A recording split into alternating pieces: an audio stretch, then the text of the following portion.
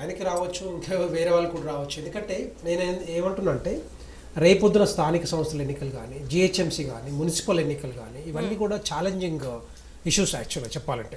ఎవరు అధ్యక్షులైనా కూడా ఈ అధ్యక్షుల ఆధ్వర్యంలోనే ఈ ఎన్నికలకు పోయే అవకాశాలు ఉంటాయి.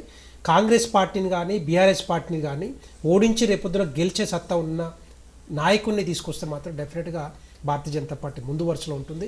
ఎందుకు అంటే మళ్ళీ ఇంకొక టార్గెట్ అంతా కూడా 2028 స్థానిక సంస్థల ఎన్నికలు కానీ లేకపోతే మున్సిపల్ కానీ జిహెచ్ఎంసీ కానీ ఎక్కువ స్థానాలు వచ్చినప్పుడు డెఫినెట్గా రేపొద్దున ఒక బేస్ క్రియేట్ అవుతుంది, ఒక పాజిటివ్ స్పిరిట్ ఉంటుంది. కార్యకర్తల్లో కూడా ఆ స్పిరిట్ ఉంటుంది. కాబట్టి ఏదైతే కోల్పోయామో అదే కోల్పోయిన దాన్ని మళ్ళీ మనం ఏ విధంగా తీసుకురావాలనే ఒక ఆలోచన కార్యకర్తల్లో ఉంటుంది, ఒక బలం ఉంటుంది. కాబట్టి డెఫినెట్గా ఒక ఆలోచన అయితే ఉంది. ఈటల రాజేందర్ గారు కావచ్చు, ఇంకొకరు కూడా రావచ్చు. కానీ నేనేమంటున్నా అంటే ఈ తెలంగాణ రాష్ట్రాన్ని గత 10 సంవత్సరాల కాలంలో బీఆర్ఎస్ పాలన చూసాం. తర్వాత ఇప్పుడు రేవంత్ రెడ్డి గారు వచ్చిన తర్వాత, కాంగ్రెస్ పార్టీ వచ్చిన తర్వాత రకరకాల హామీలు ఇచ్చిర్రు, హామీలు అమలు కావట్లేదు. 100 రోజులు అని చెప్పారు, 400 రోజులు అయిపోయినాయి. అవన్నీ కూడా పట్టించుకోవట్లేదు. అంటే తెలంగాణ రాష్ట్రం మీద ఒక ఏదైతే ప్రజల ఆకాంక్షలు కానీ కాంక్షలు కానీ ఏవైతే ఉన్నాయో వాటిని పట్టించుకోకుండా, రాష్ట్రంలో జరగాల్సిన అభివృద్ధి జరగకుండా, సంక్షేమ పథకాలు అమలు కాకుండా ఏవైతే కాంగ్రెస్ పార్టీ కానీ బీఆర్ఎస్ హయాంలో జరుగుతూ ఉందో డెఫినెట్గా తెలంగాణ ప్రజలందరూ కూడా ఒక ఆల్టర్నేటివ్గా భారతీయ జనతా పార్టీని చూస్తూ ఉన్నారు. ఇప్పుడు కాకపోయినా రేపొద్దున, ఎందుకంటే అందరూ తెలుసు మనకి పార్లమెంట్ ఎన్నికలు చూసాం. ఏమన్నారు వాళ్ళు, కాంగ్రెస్ పార్టీ కానీ బీఆర్ఎస్ పార్టీ కానీ మీకు ఎక్కడున్నాయి సీట్లు, మీకు ఎక్కడున్నాయి ఓట్లు అని చెప్పారు. కానీ వచ్చినాయి కదా, 8 సీట్లు అయితే వచ్చినాయి కదా పార్లమెంట్ స్థానాలు. 8 కాదు, మేము 12 అనుకున్నాం. దాంట్లో కొన్ని కారణాల వల్ల కొంతమంది అభ్యర్థులు దించడం వల్ల కొంత వెనక్కి తగ్గింది. కానీ బట్ అదర్వైజ్ మాకైతే 8 స్థానాలు వచ్చాయి కదా. అదేవిధంగా రేపొద్దున కూడా డెఫినెట్గా భారతీయ జనతా పార్టీ అధికారంలో వచ్చేంత సత్తా మరి ఈ అధ్యక్ష పదవి మీద కూడా ఉంటుంది. ఎందుకంటే అధ్యక్ష పదవి అంటే కొంత డెఫినెట్గా ముందుకు తీసుకెళ్ళాలి. రాష్ట్ర ప్రజలకు కూడా ఒక అండర్స్టాండింగ్ రావాలి, ఒక బలం రావాలి. రేపొద్దున భారతీయ జనతా పార్టీ వస్తేనే రేపొద్దున అభివృద్ధి కానీ సంక్షేమ పథకాలు ముందు తీసుకెళ్లే ఆలోచన ఉంటుందని కాంగ్రెస్ మిత్రులు చెప్తున్నారు. భారతీయ జనతా పార్టీ ఎక్కడ ఉంది, ఎక్కడ పనిచేస్తుంది, అలయన్స్లో వచ్చిందని చెప్తున్నారు. ఒకటి చెప్పాలనుకుంటున్నా ఏంటంటే, మీ ద్వారా 16 రాష్ట్రాల్లో భారతీయ జనతా పార్టీ అధికారంలో ఉంది. ఏ రాష్ట్రంలో ఎన్నికలు జరిగినా కూడా కాంగ్రెస్ పార్టీని ఓడించే సత్తా భారతీయ జనతా పార్టీకి ఉంది తప్పితే కాంగ్రెస్ పార్టీకి లేదు. కాంగ్రెస్ పార్టీని ఓడించబోతు ముందుకు వచ్చాం. మధ్యప్రదేశ్ తీసుకున్నా, రాజస్థాన్ తీసుకున్నా, హర్యానా తీసుకున్నా, మహారాష్ట్ర తీసుకున్నా, ఏ రాష్ట్రంలో ఎన్నికలు జరిగినా కూడా ఇప్పుడు కూడా నేను చెప్తా భారతీయ జనతా పార్టీ గెలుస్తూ ఉంది. రేపొద్దున ఢిల్లీ ఎన్నికల్లో కూడా భారతీయ జనతా పార్టీ ఎడ్జ్ ఉంది, గెలుస్తూ ఉంది. నేను చెప్తాను గ్యారంటీగా 100% గెలుస్తూ ఉంది. అక్కడ యాప్ పార్టీని ఓడించి కూడా ఎక్కడ ఎన్నికలు జరిగినా. ఈ రోజుల్లో భారతీయ జనతా పార్టీ అధ్యక్షుడు కావాలంటే ఒక ఫ్యామిలీ రాజకీయాల నుంచి వచ్చిన వ్యక్తిని చేయరు. నేను ఇంతకుముందే చెప్పిన ఎవరైనా కావచ్చు, నేను కావచ్చు, ఇంకొకరు రాజకీయాలు మనం ఎప్పటి నుంచో చూస్తున్నాం. ఇప్పుడు ఫర్ ఎగ్జాంపుల్ బీఆర్ఎస్ ఉన్నది, బీఆర్ఎస్ లో వేరే వ్యక్తిని పెడతారండి? పెట్టమని చెప్పండి, దమ్ము ఉంటే పెట్టమని చెప్పండి. ఇప్పుడు మీ బీజేపీ నాయకులకి వారసులు ఉంటే ఏం తీసుకురారు? ఎక్కడ చెప్పండి, ఎక్కడున్నా చెప్పండి, ఒక మాట చెప్పండి. ఎవరు ఉన్నారా? ఫస్ట్ వారసులు గుర్తు చేయండి. అదే వారసులు, అందుకే నేను చెప్తున్నాను కదా, వారసులు ఒకవేళ వచ్చినా కూడా ఎమ్మెల్యేలుగా ఎంపీలుగా ఉండొచ్చేమో, కానీ అధ్యక్ష బాధ్యత తీసుకొని అధ్యక్షునిగా నేనే ముందు ఉండాలని ఎక్కడ లేదు. మీరు చూశారు దేశం మొత్తం కూడా, దేశంలో ఎక్కడైతే చూసినా కూడా ఇప్పటివరకు భారతీయ జనతా పార్టీ నేషనల్ ప్రెసిడెంట్గా ఎవరు కూడా వారసులు రాలేదు. ఇక్కడ కొత్త వాళ్ళు వస్తూ ఉన్నారు. సో ఇవన్నీ కూడా ఏంటంటే కాంగ్రెస్ పార్టీ లాగా లేకపోతే బీఆర్ఎస్ లాగా మేము ఒక అధ్యక్షుని ఈయనే కావాలని చెప్పరు వాళ్ళు. ఇవన్నీ కూడా ఈ ఎన్నికలు జరిగాక, సంస్థాగత ఎన్నికలు జరిగాక దాన్ని ఆలోచించే రేపొద్దున పార్టీని ఏ విధంగా డ్రైవ్ చేస్తారో వాళ్ళని తీసుకొస్తారు. పార్టీని డ్రైవ్ చేయడానికంటే ముందు ఇతర పార్టీ నేతలతో కూడా ఈక్వల్ గా ఢీ అంటే ఢీ అనగలగాలి. ఇప్పుడు సీఎం రేవంత్ రెడ్డితో కూడా సమంగా పోటీ పడాలి. మరి ఆ సత్తా ఎవరికి ఉంది పార్టీలో? ఇప్పుడు కేసీఆర్ గారు ఉన్నారు. కేసీఆర్ గారిని ఎదిరించి చెప్పాలంటే కాంగ్రెస్ పార్టీకి అంతకుముందు ఎన్నికలుగా 6 నెలల కంటే ముందల ఏ ఎన్నికలు జరిగినా కూడా వాళ్ళకి డిపాజిట్ రాలేదు. కానీ ఒక వాదం తీసుకొచ్చారు. ఏంటంటే బండి సంజయ్ గారిని చేంజ్ చేసిన తర్వాత రెండవది ఏంటంటే కవితను అరెస్ట్ చేయలేదని చెప్పేసి బీఆర్ఎస్ బీజేపీ రెండు ఒకటే అని ఒక వాదం తీసుకొచ్చి ఒక ఆల్టర్నేటివ్గా ఆయన ఒక క్రియేట్ చేశాడు. అంటే వీళ్ళు రెండు పార్టీలకు ఆల్టర్నేటివ్గా మేమున్నాము, కాంగ్రెస్ పార్టీ ఉంది, మాకు ఓట్లు వేయండి అని చెప్పేసి ఈ 6 గ్యారెంటీలతోటి, రుణమాఫీతోటి, కొన్ని హామీలతోటి ముందుకు వచ్చిన పరిస్థితి మనం చూసాం.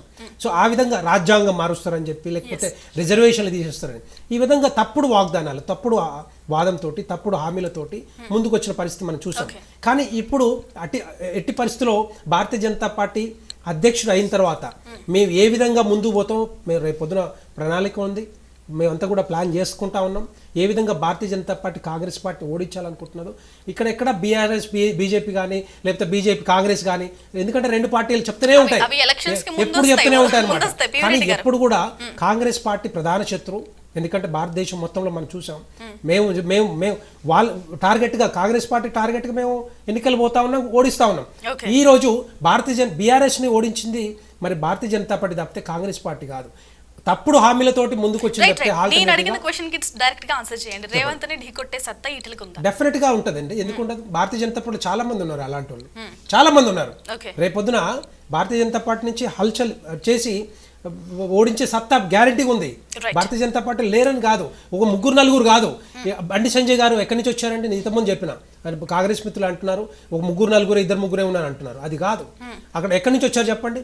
బండి సంజయ్ గారు చిన్న కార్యకర్త నుంచి కార్పొరేటర్ నుంచి ఎంపీ అయ్యిండు, ఎంపీ నుంచి మరి ఈరోజు అధ్యక్షుడిగా అయ్యిండు మన్నాడు. తర్వాత ప్రధాన కార్యదర్శిగా ఉన్నారు, ఇప్పుడు మంత్రి పదవి అనుభవిస్తూ ఉన్నారు, మంత్రి పదవిలో ఉన్నారు. సో ఎవరికి ఇక్కడ ఏంటంటే ఒక కార్యకర్త, సామాన్య కార్యకర్త ఎంత పెద్ద పొజిషన్కి అయినా వెళ్ళే అవకాశాలు భారతీయ జనతా పార్టీలో ఉంది, భారతీయ జనతా పార్టీలో ఎక్కువగా కనబడతా ఉంటుంది. సో ఆ విధంగా రెడ్డి గారు, రైట్, రామ్మూర్తి గారు, ఈ చిరంజీవిని కూడా బీజేపీ పార్టీ అట్రాక్ట్ చేస్తుంది, మేబీ ఆయనే అధ్యక్షుని చేయొచ్చు, రకరకాల వాదనలు అయితే వినిపిస్తున్నాయి. సో ఏంటి బీజేపీ వాళ్ళు ఏది చేసినా ఇక్కడ ఉన్నది కాంగ్రెస్ పార్టీ అధికారంలో ఉన్నది. వాళ్ళు బీజేపీ పార్టీ కాంగ్రెస్కు ప్రత్యర్థి. కేంద్రంలో వాళ్ళు అధికారంలో ఉండొచ్చు, కానీ ఇక్కడ చూస్తే రేవంత్ రెడ్డికి సహాయ మంత్రిగా పనిచేస్తున్నాడు బండి సంజయ్ గారు. ఎందుకంటే ఆయన తానా అంటే వీళ్ళు తందానా అంటున్నారు. ఇప్పుడు మీకు తెలుసు, రాష్ట్రము దాదాపు 1 year అవుతుంది అధికారం కాంగ్రెస్ పార్టీ వచ్చిన తర్వాత. ఎన్నో వీళ్ళే చెప్తున్నారు, మిత్రుడు చాలా విషయాలు చెప్పాడు. అన్ని హామీలు నెరవేర్చకుంటూ ఉంటే బీఆర్ఎస్ పార్టీ పోరాడుతుంటే వీళ్ళు మాత్రం ఆపాలనే ప్రయత్నం చేస్తున్నారు. ప్రతిదీ లగచర్ల విషయంలో తీసుకోండి, మీరు మూసీ నది విషయంలో తీసుకోండి, లేదా హైడ్రా విషయంలో తీసుకోండి. ఎవరైనా మా బీఆర్ఎస్ పార్టీ కార్యాలయం తెలంగాణ భవను ఒక జనతా గ్యారేజ్ అయిందంటే ఇక్కడైతేనే మా సమస్యలు పరిష్కరించబడతాయని వేల రకాల వాళ్ళు మా పార్టీకి వస్తున్నారు, కానీ పార్టీ ఆఫీస్కి వస్తున్నారు. కానీ మరి బీజేపీ పార్టీ ఆఫీస్కి ఎందుకు పోవట్లేదు అంటే పోరాడే సత్తా ఎవరికి లేదని. అదే పోరాడే సత్తా లేకపోవడం వల్ల, పోరాడే తత్వం లేకపోవడం వల్ల వాళ్ళు తానా అంటే వీళ్ళు తందానా అంటున్నారు. కాబట్టి ఇక్కడ పార్టీ పెరగాలని చూడాలి. ఎవరు అధికారంలో ఉన్నారు? కాంగ్రెస్ అధికారంలో ఉన్నారు. మీరు ఎక్కడ ఉన్నారు? ప్రతిపక్షంలో ఉన్నారు. బీఆర్ఎస్ పార్టీని వదిలేయండి, బీఆర్ఎస్ పార్టీ ఇక్కడ ప్రతిపక్షం, మేము పోరాడుతూనే ఉంటాం. కానీ మేము పోరాడుతుంటే వాళ్ళు ఇప్పుడే స్టార్ట్ చేసిండ్రు, వాళ్ళు ఇప్పుడే అంటున్నారు, వాళ్ళు ఇప్పటికే. అరే మీరు చేయాల్సిన పని మేము చేస్తుంటే మమ్మల్ని అడ్డుకునే ప్రయత్నం చేయడం. బండి సంజయ్ గారు ఎప్పుడు చూసినా మమ్మల్నే తిట్టడం, బీజేపీ నాయకులు కాంగ్రెస్ ని తిట్టకుండా మమ్మల్ని మా మీద టార్గెట్ చేయడం, ఇది వాళ్ళకి అర్థమైపోయింది వీళ్ళిద్దరూ ఒకటే అనేది. కాబట్టి మిత్రుడు చెప్పినట్టు 100% వాళ్ళు ఎన్ని చేసుకున్నా, వాళ్ళు ఎవరిని తెచ్చినా, నేనైతే ఒకటి చాలా క్లియర్ గా మాట్లాడుతున్నాం. వాళ్ళు ఇంకెవరినైనా పెట్టుకోనండి, నేను ఇంతకుముందు చెప్పినట్టు అది సంస్థాగత నిర్మాణం. వాళ్ళకు ఎవరు వాళ్ళ పార్టీ పెరుగుతుంది అనుకుంటే వాళ్ళ వల్ల పెరుగుతుంది. కాబట్టి తెలంగాణ ఇప్పుడు మిత్రుడు అన్నాడు, కాంగ్రెస్ మిత్రుడు, బీజేపీ రేవంత్ రెడ్డి గారు తెలంగాణ వాది అవుతారు అని. ఎట్లా అవుతారని అందరే, నేనే కాదు, ఒక తెలంగాణ వాదిగా బొమ్మరి రామ్మూర్తి అంటే తెలంగాణ వాది అంటారు, కానీ రేవంత్ రెడ్డి అంటే తెలంగాణ వాది అంటారా? చెప్పండి, ఆయననే చెప్పాను అలా. ఎందుకు అంటే తెలంగాణ వాదుల మీద తుపాకీ ఎక్కి పెట్టేవాడు. మొన్నటికి మొన్న ఒక సీఎం రేవంత్గా ఉండి, సీఎంగా ఉండి ఈ సమైక్య రాష్ట్రంలోనే ఉద్యోగులు, రాష్ట్రం బాగుండేదనే తెలంగాణ ఆత్మగౌరవాన్ని ఇంకా చంపేస్తున్నారు. కాబట్టి ఒక పక్కనో నోటుకు ఓటు విషయంలో తెలంగాణ తత్వాన్ని, తెలంగాణ అస్తిత్వాన్ని దెబ్బతీయాలని ప్రయత్నం చేసిన వారు కదా. కాబట్టి అందరికి తెలిసిన వ్యక్తి. కాబట్టి ఇది అప్పుడు కూడా ఎవరు దగ్గర ఉన్నారు? సమైక్యవాదుల సంఖలో చేరి వాళ్లకు మడుగులకు మడుగులు ఒత్తుతూ ఉన్న వ్యక్తి రేవంత్ రెడ్డి. అందుకే సమైక్యవాది అంటారు, అందుకే తెలంగాణ వాది కాదంటారు. కాబట్టి రేవంత్ గారు సీఎం అయిపోయారు, మీరు ఇంకా అదే పాత చింతకాయ ఏది పాత లేదు. ఆయన చెప్పిన మాటలు ఈ రోజు